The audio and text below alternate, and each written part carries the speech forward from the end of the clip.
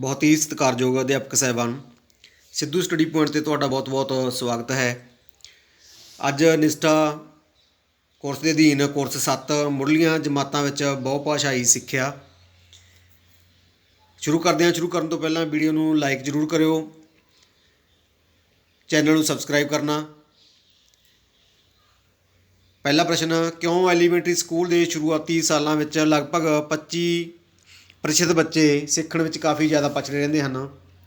ਇਸ ਦਾ ਸਹੀ ਉੱਤਰ ਹੈ ਦੂਸਰਾ, ਸਕੂਲ ਅਤੇ ਘਰ ਵਿੱਚ ਵਰਤੀਆਂ ਜਾਣ ਵਾਲੀਆਂ ਭਾਸ਼ਾਵਾਂ ਅਲੱਗ। ਅਗਲਾ ਪ੍ਰਸ਼ਨ, ਗਲਤ ਕਥਨ ਦੀ ਚੋਣ ਕਰੋ।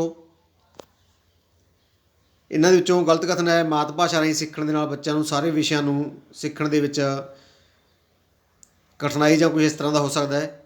ਅਗਲਾ ਪ੍ਰਸ਼ਨ, ਫਾਊਂਡੇਸ਼ਨਲ ਲਿਟਰੇਸੀ ਐਂਡ ਨਿਊਮਰੇਸੀ FLN ਦੀ ਸਫਲਤਾ ਲਈ ਜ਼ਰੂਰੀ ਹੈ ਕਿ ਉਹਨਾਂ ਭਾਸ਼ਾਵਾਂ ਦੀ ਵਰਤੋਂ ਕਰਨੀ ਚਾਹੀਦੀ ਹੈ ਜਿਨ੍ਹਾਂ ਤੋਂ ਬੱਚੇ ਜਾਣੂ ਹੋਣ। ਅਗਲਾ ਪ੍ਰਸ਼ਨ, UDISC ਦੇ ਮੁਤਾਬਕ ਭਾਰਤ ਦੇ ਸਕੂਲਾਂ ਵਿੱਚ ਸਿੱਖਿਆ ਦੇ ਮਾਧਿਅਮ ਵਜੋਂ ਕਿੰਨੀਆਂ ਭਾਸ਼ਾਵਾਂ ਦੀ ਵਰਤੋਂ ਕੀਤੀ ਜਾਂਦੀ ਹੈ? ਇਸ ਦਾ ਉੱਤਰ ਹੈ ਪਹਿਲਾ ਹੀ ਸਹੀ, 36 ਭਾਸ਼ਾਵਾਂ ਦੀ ਵਰਤੋਂ ਕੀਤੀ ਜਾਂਦੀ ਹੈ। ਅਗਲਾ ਪ੍ਰਸ਼ਨ, ਰਾਸ਼ਟਰੀ ਸਿੱਖਿਆ ਨੀਤੀ 2020 ਵਿੱਚ ਮਾਤ ਭਾਸ਼ਾਵਾਂ ਦੀ ਵਰਤੋਂ ਬਾਰੇ ਕੀ ਦੱਸਿਆ ਗਿਆ ਹੈ? ਸਹੀ ਉੱਤਰ ਹੈ ਪਹਿਲਾ, ਛੋਟੇ ਬੱਚੇ ਆਪਣੀ ਮਾਤ ਭਾਸ਼ਾ ਵਿੱਚ ਸਭ ਤੋਂ ਵਧੀਆ ਸਿੱਖਦੇ ਹਨ। ਅਗਲਾ ਪ੍ਰਸ਼ਨ, ਇਸ ਕੋਰਸ ਵਿੱਚ ਬਾਹਰਲੀ ਚਿੱਤਰਕਾਰ ਦੀ ਕਹਾਣੀ ਨੂੰ ਲਿਆਉਣ ਦਾ ਉਦੇਸ਼? ਤੀਸਰਾ ਸਹੀ ਹੈ, ਲੋੜ ਪੈਣ 'ਤੇ ਕਿਸੇ ਦੀ ਇੱਕ ਤੋਂ ਵੱਧ ਭਾਸ਼ਾਵਾਂ ਵਿੱਚ ਬੋਲਣ ਦੀ। ਅਗਲਾ ਪ੍ਰਸ਼ਨ, ਹੇਠ ਲਿਖਿਆਂ ਵਿੱਚੋਂ ਕਿਹੜਾ ਬਹੁਭਾਸ਼ਾਈ ਸਿੱਖਿਆ ਦੀ ਪ੍ਰਮੁੱਖ ਵਿਸ਼ੇਸ਼ਤਾ ਨਹੀਂ ਹੈ? ਸਹੀ ਚੌਥਾ ਹੈ, ਜਮਾਤ ਦੇ ਕਮਰੇ ਵਿੱਚ ਇੱਕ ਭਾਸ਼ਾ ਉੱਪਰ ਦੂਜੀ ਭਾਸ਼ਾ ਦਾ ਹਾਵੀ ਹੋਣਾ। ਅਗਲਾ ਪ੍ਰਸ਼ਨ, ਸਿੱਖਣ ਦੇ ਸ਼ੁਰੂਆਤੀ ਸਾਲਾਂ ਵਿੱਚ ਸਿੱਖਿਆ ਦਾ ਮਾਧਿਅਮ ਬੱਚਿਆਂ ਦੀ ਘਰੇਲੂ ਭਾਸ਼ਾ ਹੋਣਾ ਚਾਹੀਦਾ ਹੈ ਕਿਉਂਕਿ? ਤੀਸਰਾ ਸਹੀ ਹੈ, ਭਾਸ਼ਾ ਸਾਰੇ ਵਿਸ਼ਿਆਂ ਨੂੰ ਸਿੱਖਣ ਦਾ ਅਤੇ ਸਮਝਣ ਦਾ ਆਧਾਰ ਹੈ। ਅਗਲਾ ਪ੍ਰਸ਼ਨ, ਰਾਸ਼ਟਰੀ ਸਿੱਖਿਆ ਨੀਤੀ 2020 ਵਿੱਚ ਬਹੁਭਾਸ਼ਾਈ ਸੰਦਰਭ ਵਿੱਚ ਦੱਸਿਆ ਗਿਆ ਹੈ ਕਿ? ਚੌਥਾ ਸਹੀ ਹੈ, ਜਿੱਥੋਂ ਤੱਕ ਹੋ ਸਕੇ 5ਵੀਂ ਜਮਾਤ ਤੱਕ ਸਿੱਖਿਆ ਦਾ ਮਾਧਿਅਮ ਉਹ ਭਾਸ਼ਾ ਹੋਣੀ ਚਾਹੀਦੀ ਹੈ। ਅਗਲਾ ਪ੍ਰਸ਼ਨ, ਸਿੱਖਿਆ ਵਿੱਚ ਭਾਸ਼ਾ ਦੇ ਇਥੋਪੀਆਈ ਮਾਡਲ 'ਤੇ ਅਧਿਐਨ ਸਿੱਧ ਕਰਦੇ ਹਨ ਕਿ ਆਪਣੀ ਮਾਤ ਭਾਸ਼ਾ ਵਿੱਚ ਪੜ੍ਹ ਰਹੇ ਬੱਚਿਆਂ ਨੇ ਸਾਰੇ ਅਕਾਦਮਿਕ। ਅਗਲਾ ਪ੍ਰਸ਼ਨ, ਇਹਨਾਂ ਵਿੱਚੋਂ ਕਿਹੜੀ ਰਲੀ ਮਿਲੀ ਭਾਸ਼ਾ ਦੀ ਵਰਤੋਂ ਦੀ ਉਦਾਹਰਨ ਨਹੀਂ ਹੈ? ਸਹੀ ਉੱਤਰ ਹੈ ਚੌਥਾ, ਅਧਿਆਪਕ ਦੂਜੀ ਭਾਸ਼ਾ ਵਿੱਚ ਬੋਲਦਾ ਹੈ ਅਤੇ ਬੱਚੇ ਦੂਜੀ ਭਾਸ਼ਾ ਵਿੱਚ ਉੱਤਰ ਦਿੰਦੇ ਹਨ। ਅਗਲਾ ਪ੍ਰਸ਼ਨ, ਭਾਰਤ ਦੀ ਜਨਗਣਨਾ 2011 ਦੇ ਮੁਤਾਬਕ ਭਾਰਤ ਵਿੱਚ ਕਿੰਨੀਆਂ ਅਲੱਗ-ਅਲੱਗ ਮਾਤ ਭਾਸ਼ਾਵਾਂ ਬੋਲੀਆਂ ਜਾਂਦੀਆਂ ਹਨ?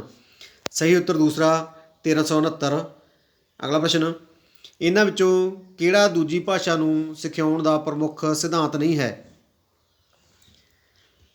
ਬੱਚਿਆਂ ਲਈ ਦੂਜੀ ਭਾਸ਼ਾ ਸੌਖੀ, ਸਮਝਣਯੋਗ, ਦਿਲਚਸਪ ਅਤੇ ਇੱਕ ਤਾਂ ਪੂਰੇ ਆਨਸਰ ਨਹੀਂ ਆ ਰਹੇ ਹਰ ਇੱਕ ਕੁਐਸਚਨ ਦੀ, ਇਸ ਕਰਕੇ ਥੋੜ੍ਹੇ ਪ੍ਰਸ਼ਨਾਂ ਦੇ ਵਿੱਚ ਗਲਤੀ ਵੀ ਹੋ ਸਕਦੀ ਹੈ। ਅਗਲਾ ਪ੍ਰਸ਼ਨ, ਹੇਠ ਲਿਖਿਆਂ ਵਿੱਚੋਂ ਕਿਹੜਾ ਸਹੀ ਹੈ? ਚੌਥਾ ਸਹੀ ਹੈ, ਵੱਖ-ਵੱਖ ਭਾਸ਼ਾਵਾਂ ਵਿੱਚ ਮੁਹਾਰਤ ਇੱਕ ਦੂਜੇ 'ਤੇ ਨਿਰਭਰਤਾ ਨਾਲ ਆਉਂਦੀ ਹੈ। ਅਗਲਾ ਪ੍ਰਸ਼ਨ, ਕਿਹੜੀਆਂ ਪ੍ਰਸਥਿਤੀਆਂ ਵਿੱਚ ਜੋੜਨ ਵਾਲੀ ਭਾਸ਼ਾ ਵਰਤੀ ਜਾਂਦੀ ਹੈ? ਸਹੀ ਦੂਸਰਾ ਹੈ, ਜਿੱਥੇ ਇੱਕੋ ਭਾਸ਼ਾ ਵਾਲੇ ਸਮਾਜ ਭਾਈਚਾਰੇ ਦੇ ਲੋਕ ਇਕੱਠੇ ਰਹਿੰਦੇ ਹਨ।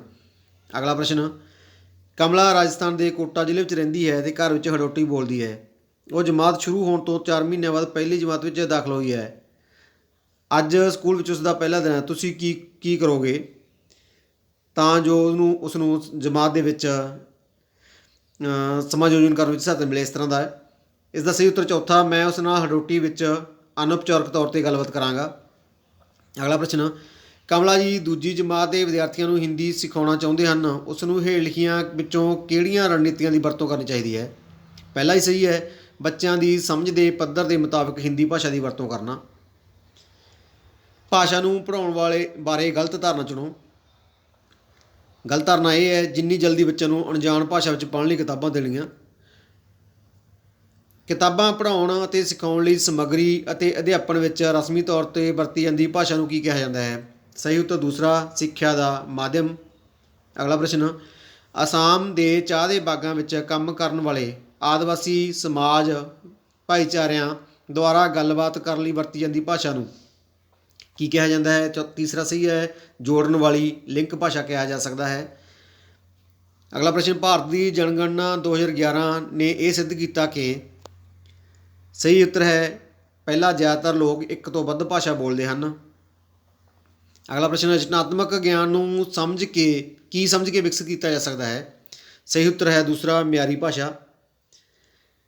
ਅਗਲਾ ਪ੍ਰਸ਼ਨ, ਹੇਠ ਲਿਖੇ ਬੱਚਿਆਂ ਵਿੱਚੋਂ ਕਿਹੜੇ ਨੂੰ ਸਿੱਖਣ ਵਿੱਚ ਸਭ ਤੋਂ ਵੱਧ ਮੁਸ਼ਕਲ ਆਵੇਗੀ?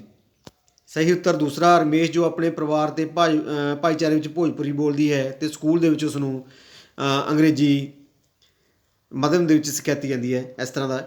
ਅਗਲਾ ਪ੍ਰਸ਼ਨ, ਇਸ ਕੋਰਸ ਦੀ ਸਿਖਲਾਈ ਨੂੰ ਸੰਖੇਪ ਵਿੱਚ ਦੱਸਣ ਲਈ ਹੇਠਾਂ ਦਿੱਤੇ ਵਿੱਚੋਂ ਕਿਹੜਾ ਸਭ ਤੋਂ ਵਧੀਆ ਕਥਨ ਹੈ, ਬਿਆਨ ਹੈ? ਪਹਿਲਾ ਸਹੀ ਹੈ, ਜਿਨ੍ਹਾਂ ਖੇਤਰਾਂ ਵਿੱਚ ਬੱਚਿਆਂ ਦੀ ਭਾਸ਼ਾ ਨੂੰ ਸਿੱਧਾ ਹੀ ਸਿੱਖਿਆ ਦੇ ਮਾਧਿਅਮ ਵਜੋਂ ਵਰਤਿਆ ਜਾਂਦਾ ਹੈ।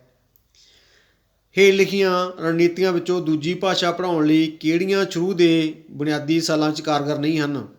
ਤੀਸਰਾ ਸਹੀ ਹੈ, ਕਿਤਾਬ ਵਿੱਚੋਂ ਪਾਠਾਂ ਅਤੇ ਵਰਣਮਾਲਾ ਨੂੰ ਰੱਟਾ ਲਾ ਕੇ ਯਾਦ ਕਰਨਾ।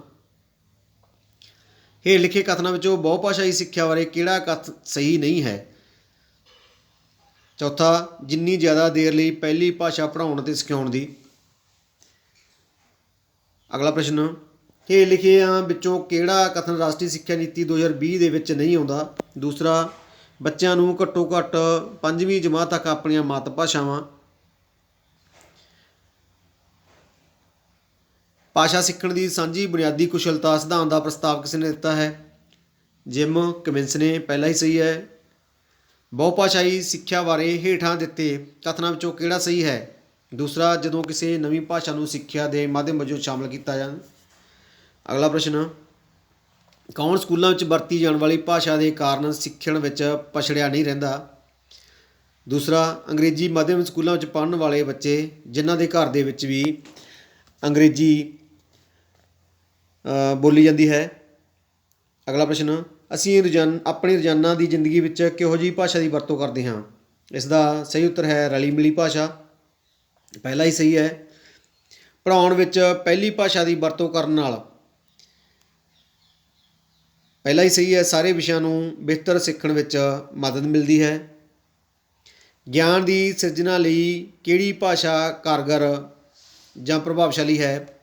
ਦੂਸਰਾ ਸਹੀ ਹੈ, ਮਿਆਰੀ ਭਾਸ਼ਾ।